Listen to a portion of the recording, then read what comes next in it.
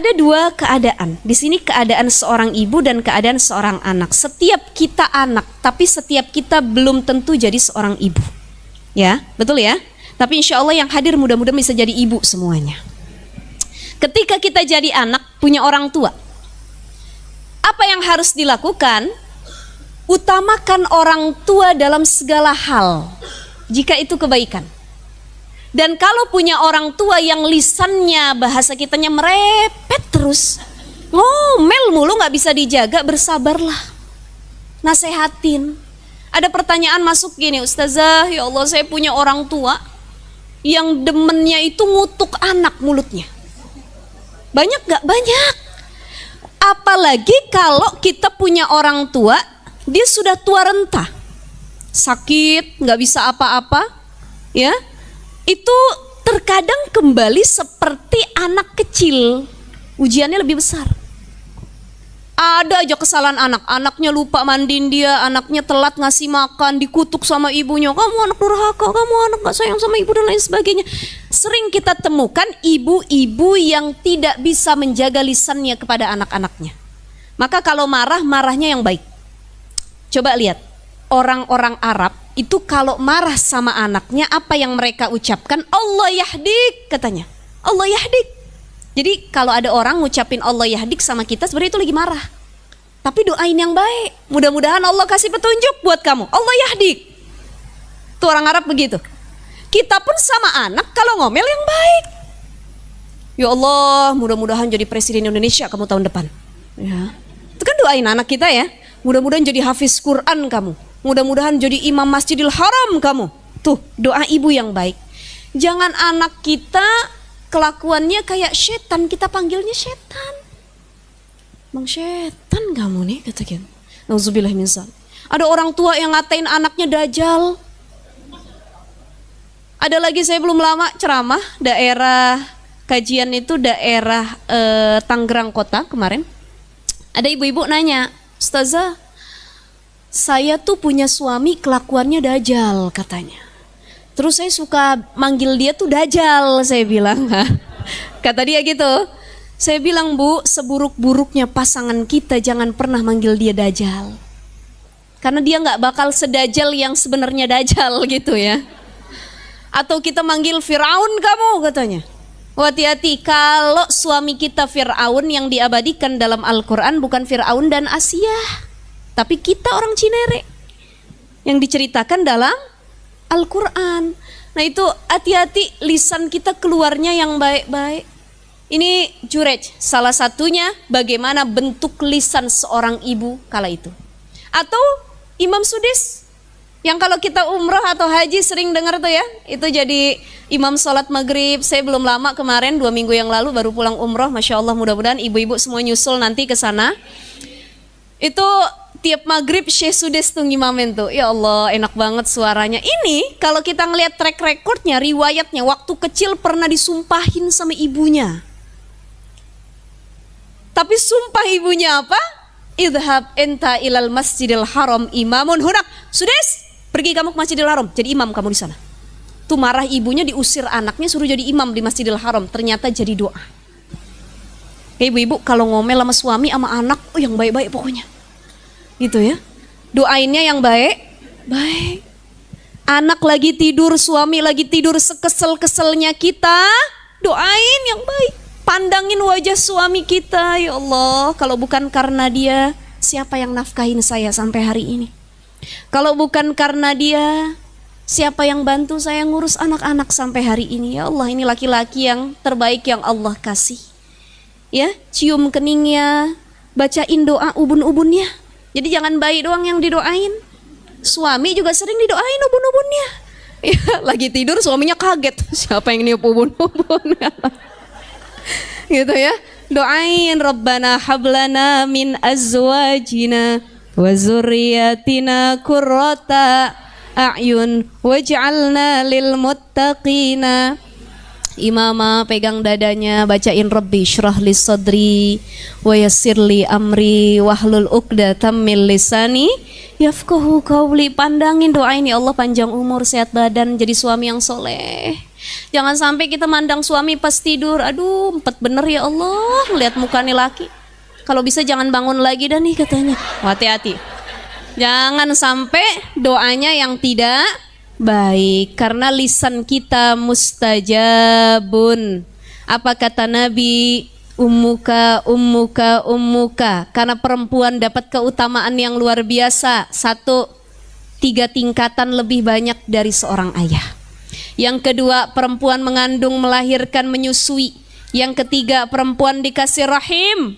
Nih, tempat ngandung bayi, laki-laki nggak ada. Jadi laki-laki kalau pengen lebih cinta sama istrinya, coba kita bawa kelapa 2 biji di perut. Kita tahu rasanya tidur madep kanan pegel, madep kiri pegel, tengkurap kagak bisa.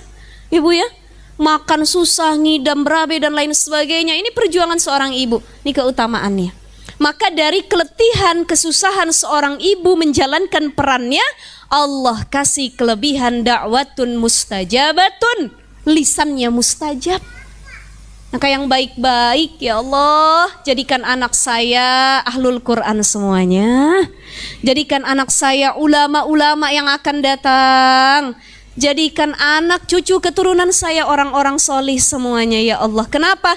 Lisan kita menuntun bagaimana hidup anak kita selanjutnya. Ya. Jadi insya Allah yang hadir mudah-mudahan gak sembarangan lagi kita semua lisan kita. Amin ya Rabbal Alamin. Itu ya. Maka sekali lagi ibu-ibu, seorang anak ketika dia tumbuh ada 2 hal, faktor yang mendukung. Ada faktor nature, yang kedua kultur. Nature, anak tumbuh alamiah. Bayi nangis alamiah atau bukan? Fitrah bukan? Fitrah. Bayi bisa ngomong, tiba-tiba bisa bicara dikit-dikit, fitrah bukan? Fitrah. Tapi bicaranya, bahasanya kayak gimana, itu nature apa kultur? Budaya.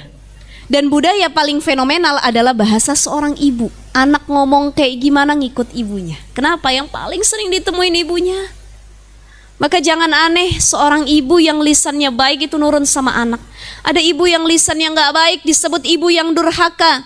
Kala itu ada seorang laki-laki datang kepada Umar bin Khattab. Wahai Umar, aku punya anak. Anakku durhaka, panggil dulu anak kamu sini, kita tabayun.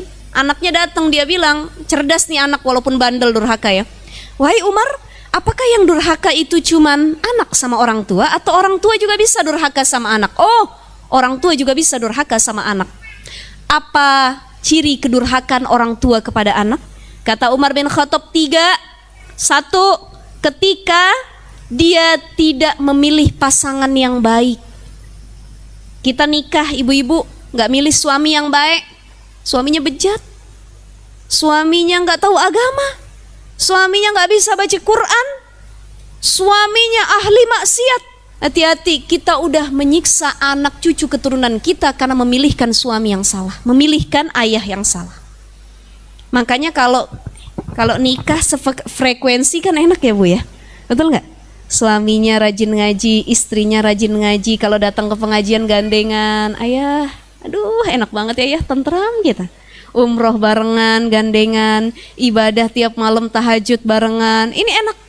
Tapi ada banyak memang perempuan-perempuan yang diuji dengan suami yang tidak baik.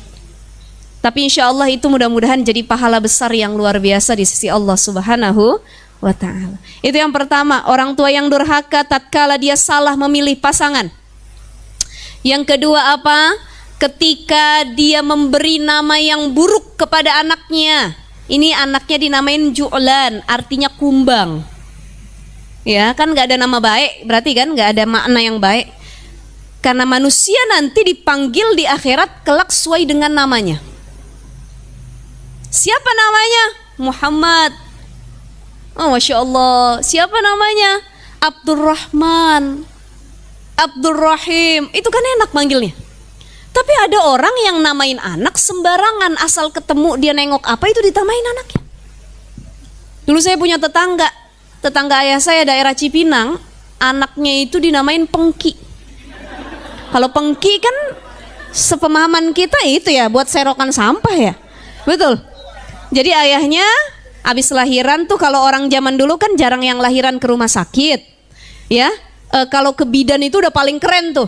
Kebanyakan sama dukun beranak dulu orang-orang kampung itu. Itu lahiran, keluar ayahnya bingung nama anaknya siapa, ngelihat Pengki lagi berdiri tuh. Udah Pengki aja dah namanya. Ada lagi yang lucu, ini bener. Yang kedua, jadi ini relate ya. Tadi Pengki, bener itu dia namanya Pengki. Di tetangga saya daerah Jaktim itu. Ada lagi belum lama saya jalan di daerah Batan sana, Ciputat, ya. Pasar Jumat itu kayaknya udah lama juga sih, 2 tahunan yang lalu ada tanah dijual tuh kosong pinggir jalan. Namanya Ribut bin Riuh. Hubungi Ribut bin Riuh. Saya bilang ya Allah, anaknya namanya Ribut, bapaknya namanya Riuh. Jadi sekeluarga kacau semua kali ya. Satu ribut, riuh. Ada ya. Jadi ya Allah, saya bilang ya itu mungkin yang seperti itu karena nggak sengaja namain, atau yang kedua mungkin kurang pemahaman agama. Kita yang sudah lebih banyak ngaji, paham agama, jadi lebih aware, hati-hati namain anak. Ya, anak zaman sekarang, apalagi anak milenial, namain anak sekarang itu keren-keren banget, Bu. Kita punya cucu namanya susah-susah bener. Betul ya? Coba deh yang udah pada punya cucu, nyebutnya susah nggak? Sepanjang benar ya Allah. Arsyaika, Lubaina, ini dipanggilnya Eca aja udah katanya. Panjangan katanya. Ya banyak ya, Gaza dan lain sebagainya. Itu ada, saya pernah tausiah akikah waktu itu di Jakarta Timur juga. Anaknya namanya Cimori. Ini bukan lagi endorse ya. Cimori itu yogurt kan ya? Iya, kalau di Indonesia yogurt, tapi kalau di Jepang atau di luar sana mungkin ya nama orang juga gitu. Cimori itu saya waktu akikah saya mau ketawa nggak enak, saya mau nahan tawa udah nggak kuat lagi gitu ibaratnya. Jadi pengen ke Jepangan. Boleh nggak boleh aja, tapi sebagai seorang muslim yang baik, lebih baik namanya itu diambil dari ayat Quran, diambil dari sholawat, nama orang-orang sholih, keluarga Nabi, nama para Nabi, ummahatul mukminin itu lebih bagus. Kita punya anak namanya Fatimah, Khadijah, Abdullah, gitu ya. Tuh kalau orang Arab namain anak itu nggak panjang-panjang. Saya kemarin pas umroh itu sama suami mampir ke toko parfum, bawa anak. Saya kemarin umroh bawa anak kecil kan Bu ya, bawa anak saya yang pertama usia 6 tahun. Ditanya sama orang Arab nih yang jaga parfum ini, Haji, ini man ismu katanya, siapa namanya? Anak saya namanya Ahmad Nabil Falsafa Nasution, panjang juga tuh ya. Empat kosakata itu kalau bikin paspor kan harus 3. Jadi Nasutionnya nggak kebawa. Nasution itu marga bapaknya gitu. Ahmad Nabil Falsafa Nasution. Terus kata orang Arab,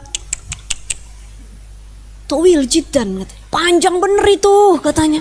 Kalau adat kami di Arab nggak ada yang begitu. Antum siapa namanya? Ditanya suami saya. Kata suami saya bilang Azhari Nasution, Muhammad Azhari Nasution. Harusnya nama anak antum begini kata orang Arab itu, Nabil Al-Azhari. Kelas katanya. Karena orang Arab itu kan punya anak begitu, ya. Ahmad Al-Kusyairi, dah. Muhammad Al-ini, udah. Tapi kalau orang Indonesia, mereka bingung, kok panjang-panjang namanya. Udah gitu susah disebutnya gitu ya. Nah itu nggak masalah, tapi sekali lagi lihat maknanya. Jangan sampai kita salah makna namain anak kita, karena itu jadi doa. Kita namain anak kita Abdul Ghani, hamba yang kaya raya. Ini jadi doa. Ya Allah, mudah-mudahan anak saya udah gede, dia kaya raya. Kaya hatinya, kaya ilmunya, kaya harta semuanya. Gitu, ya. Itu yang harus dilihat. Jadi durhaka orang tua tatkala dia memberikan nama yang tidak baik kepada anaknya. Yang kedua.